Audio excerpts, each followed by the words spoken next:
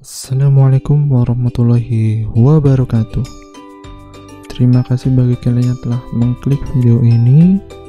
Pada video belajar bareng kali ini, episode yang ke-6, kita akan membahas mengenai mata pelajaran pengetahuan umum. Jadi untuk sistemnya nanti masih sama seperti sebelumnya.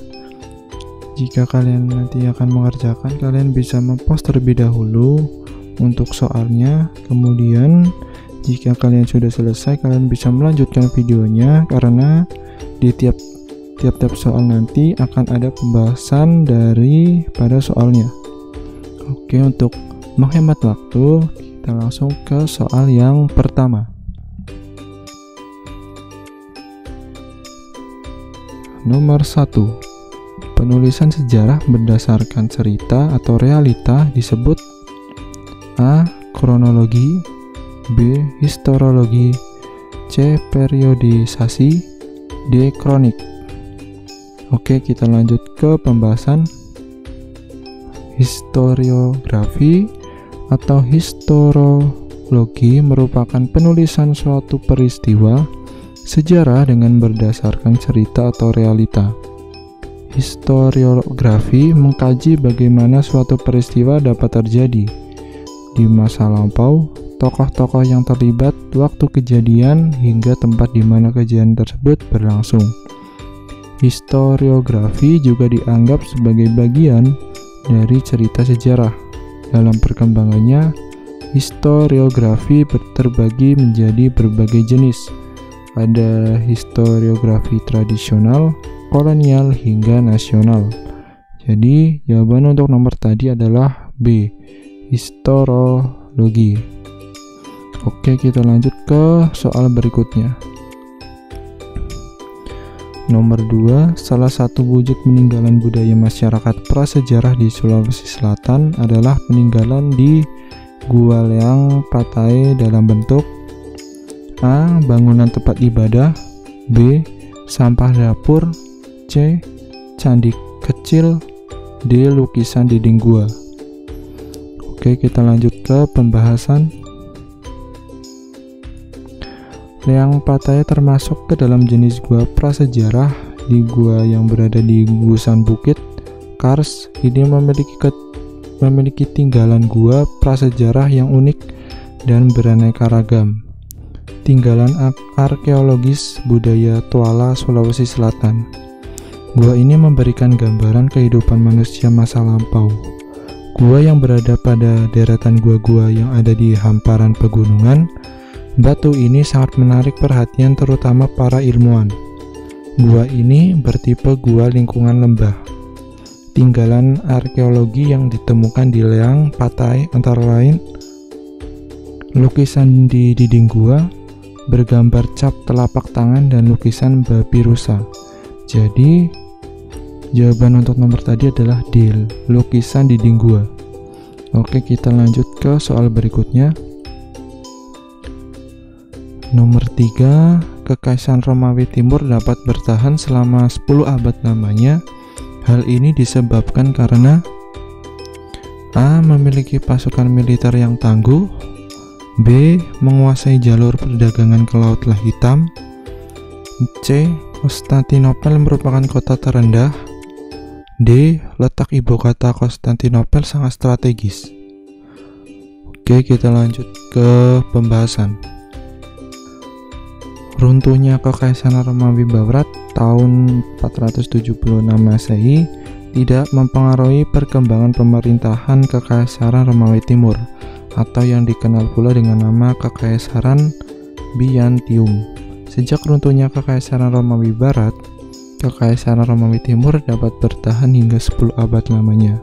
Hal ini menyebabkan karena letak ibu kota Kekaisaran Romawi Timur, Konstantinopel, sangat strategis. Kekaisaran Romawi Timur mencapai puncak kebesarannya pada masa pemerintahan Kaisar Justinianus tahun 527 sampai 563 Masehi. Jadi jawaban untuk nomor tadi adalah D. Letak ibu kota Konstantinopel sangat strategis. Oke, kita lanjut ke soal berikutnya. Hak veto adalah A. Untuk menolak dan menerima keputusan. B. Hak memfasilitasi negara-negara yang berkonflik. C. Hak untuk berpendapat dan memutuskan konflik. D. Melakukan ratifikasi terhadap semua anggota. Oke, kita lanjut ke pembahasan.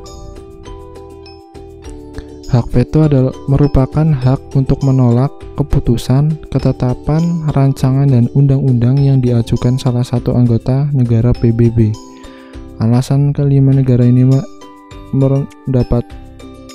mendapatkan hak veto itu karena kelima negara tersebut merupakan negara pemenang Perang Dunia Kedua sekaligus pendiri anggota PBB. Juga kelima negara merupakan anggota tetap Dewan Keamanan PBB. Jadi jawaban untuk nomor tadi adalah A. Hak untuk menolak dan menerima keputusan. Oke, kita lanjut ke soal berikutnya. Nomor 5. Hak asasi manusia memiliki sifat universal. Namun, pelaksanaannya di setiap negara tidak sama. Pelaksanaan hak asasi manusia di Indonesia berpangkal pada A. Hak asasi politik dan sosial budaya. B. Semua orang memiliki hak asasi yang berbeda. C. Keseimbangan antara hak dan kewajiban. D. Pernyataan dunia mengenai hak asasi manusia. Oke, kita lanjut ke pembahasan. Pelaksanaan hak asasi manusia merupakan suatu keharusan dan tidak perlu adanya tekanan dari pihak manapun untuk melaksanakannya. Adapun pelaksanaan hak asasi manusia Indonesia berpangkal pada keseimbangan antara hak dan kewajiban, karena hak dan kewajiban merupakan sesuatu yang tidak bisa dipisahkan. Jadi jawaban untuk nomor tadi adalah C. Keseimbangan antara hak dan kewajiban. Oke, kita lanjut ke nomor berikutnya. Nomor 6. Salah satu alasan ketidakpercayaan masyarakat terhadap pemerintah Orde Baru adalah A. Terjadinya perbedaan sosial yang tajam di masyarakat. B. Gagalnya penanggulangan masalah kemiskinan. C. Banyaknya KKN yang memicu terjadinya krisis moneter. D. Kegagalan diplomatik untuk mempertahankan Timor Timur. Oke, kita lanjut ke pembahasan.